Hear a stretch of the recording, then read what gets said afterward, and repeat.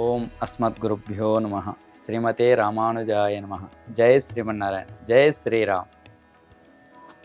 పరమహంస పరివ్రాజకాచార్యులు శ్రీ శ్రీ శ్రీ త్రిదండి చిన్న శ్రీమన్నారాయణ రామానుజ జీయర్ స్వామివారి దివ్యపాద పద్మాలకు కోటి కోటి సాష్టాంగ దండ ప్రణామం చేస్తూ ఆచార్యులు వారి యొక్క దివ్య అనుగ్రహంతో ఈరోజు అయోధ్య బాలరామునికి అద్భుతమైన అమూల్యమైన ముత్యాల గజమాలను తయారు చేసి ఇవ్వగలిగే భాగ్యం కలిగింది ఈ దాసునికి. దీంట్లో గోల్డ్ వాడలేదు మనం, ఓన్లీ ముత్యాలు మనలే వాడాం మనం. అంటే చారిత్రాత్మకమైన ఈ అయోధ్య రామాలయ నిర్మాణ సమయంలో మనం కూడా ఏదైనా ఒక విలువైన కానుక, చిరు కానుకైనా సరే విలువైనది ఉండాలనే ఉద్దేశంతో 2 నెలలుగా ఆలోచించాము. ఆ ఆలోచనలో ఎన్నో రకాలుగా అనుకున్నాము, కానీ వాటన్నిటికంటే ముత్యాల గజమాల అనేది ఇప్పటివరకు చరిత్రలో ఎక్కడ ఇవ్వడం చూడడం జరగలేదు. అటువంటిది ప్రత్యేకంగా తయారు చేసి రాముల వారికి అర్పిస్తే బాగుంటుందనే ఉద్దేశంతో సంకల్పం జరిగింది. ఆ సంకల్పాన్ని మా చిన్నజీయర్ స్వామి వారికి విన్నవించుకున్నాను.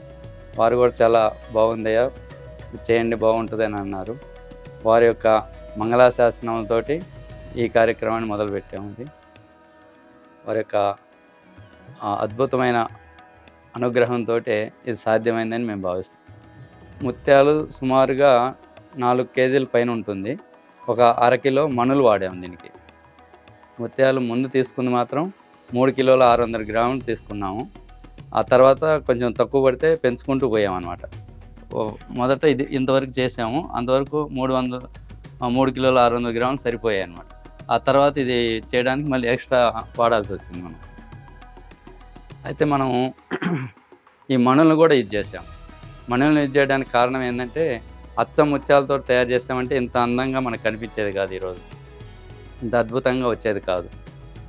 ఒక గజమాలని దృష్టిలో పెట్టుకొని, పూలమాల గజమాలలు ఉంటాయి కదా, అందులో కూడా రకరకాల కలర్లు కలిపితేనే అది గజమాల అందంగా కనిపిస్తుంది మనకి.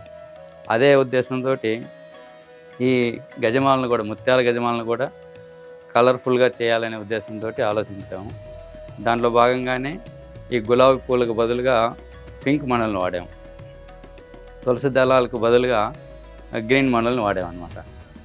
అందువల్ల మనకి ఆకారం సాకారమైంది. ఇది యాక్చువల్లీ ఈ వర్క్ చేయాలంటే కనీసం 1 నెల రోజులు కావాలన్నమాట. అయితే మనకు అంత సమయం లేదు.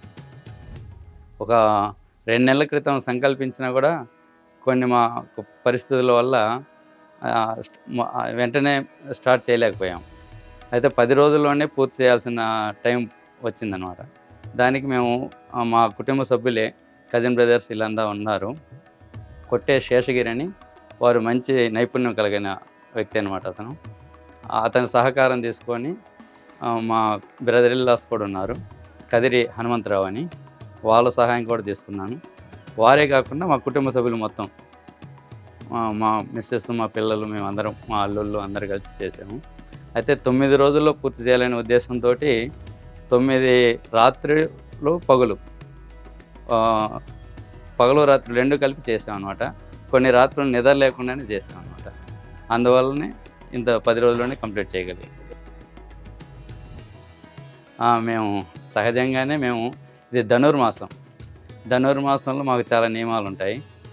అంతేకాకుండా మేము శ్రీ వైష్ణవ సాంప్రదాయాన్ని, అంటే చిన్నజీయర్ స్వామి వారి యొక్క దాసులము శిష్యులము కాబట్టి మాకు చాలా నియమాలు ఉంటాయి. వాటిని అనుసరిస్తూ ఉండేవాళ్ళం, ఆచరించేవాళ్ళం. కాబట్టి మాకు పెద్దగా ప్రత్యేకంగా చేయాల్సిన అవసరం పడలేదు. అంటే మేము ఏ కార్యం చేస్తున్నా, ఏ పని చేస్తున్నా, బిజినెస్ చేస్తున్నా మా మనసులో ఎప్పుడు ద్వాదశి మంత్రం ఉంటుంది. ఆ మంత్రాన్ని పఠిస్తూ ఉంటాం అన్నమాట. అష్టాక్షరి మంత్రమేమో జపం చేసుకునేటప్పుడు ఉంటుంది. ఇది ద్వాదశ మంత్రం అనేది ఎప్పుడు పఠిస్తూ ఉంటాం. మేము ఒక నిమిత్త మాత్రమే భావిస్తున్నాం మేము.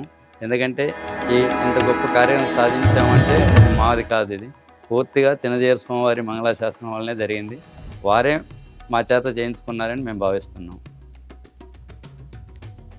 ఇది వెయిట్ వచ్చి మాత్రం 4.5 కేజీ నుంచి 5 కేజీలు, 5.5 కేజీ కూడా ఉండొచ్చు. అంటే మనం తయారు చేసిన తర్వాత మనం వెయిట్ చేయలేదు. తర్వాత దీనికి మొత్తం ముత్యాలతో తయారు చేయాలంటే 20 నుండి 25 కేజీలు పడుతుందన్నమాట. అంత బరువుని మన బాలరాముడైన అయోధ్య రాముడికి వేయడం సబబు కాదని మా చిన్నజీవ స్వామి కొన్ని ప్రవచనాల్లో చెప్పారు. అంటే బాలరాముడు అంటే చాలా సుకుమారంగా ఉంటారు, వాళ్ళని చిన్నపిల్లల్లాగా చూసుకోవాలని చెబుతుంటారు. దాన్ని దృష్టిలో పెట్టుకొని బరువు తగ్గించడం కోసం ప్రత్యేకమైన శ్రద్ధ తీసుకొని చాలా రోజులు ఆలోచించి లోపల వైట్ కాటన్ క్లాత్తో పాటు స్పంజిని వాడామన్నమాట. అదైతే ఎప్పటికీ చెడిపోదు, తర్వాత స్మూత్గా ఉంటుంది, మనకు కావాల్సిన ఆకారంలో కూడా వస్తుందన్నమాట. ఆ శ్రద్ధతోటి మనం ఈ విధంగా చేసాము. హైట్ వచ్చి అక్కడ బాలరాముడు 4 అడుగుల 10 అంగుళాలు, అంటే ఒక శిరస్సు భాగం 10 అంగుళాలు పోయినా 4 అడుగులు అయితే ఖచ్చితంగా ఉంటారనమాట ఈ భాగం అంతా కూడా. దాన్ని దృష్టిలో పెట్టుకొని ఇటు 4 ఇటు 4 8 అడుగుల దాకా ఆ పాదాలని చేరుతుంది అనే ఉద్దేశంతో 8 అడుగుల్లో తయారు చేస్తాం. దీనికి నఖశిఖ పర్యంతం అంటారు. అంటే గజమాలని పైనుంచి కింద వరకు, అంటే శిఖ అంటే ఇక్కడ ఉండే జుట్టు వెంట్రుకలు, నఖం అంటే గోర్లు. వారి గోర్లని తాకుతూ ఉంటే మా మనస్సు శిరస్సు ఎప్పుడు శ్రీరామచంద్రుని యందు ఉంది అనే భావంతో మేము ఆ విధంగా చేసాం.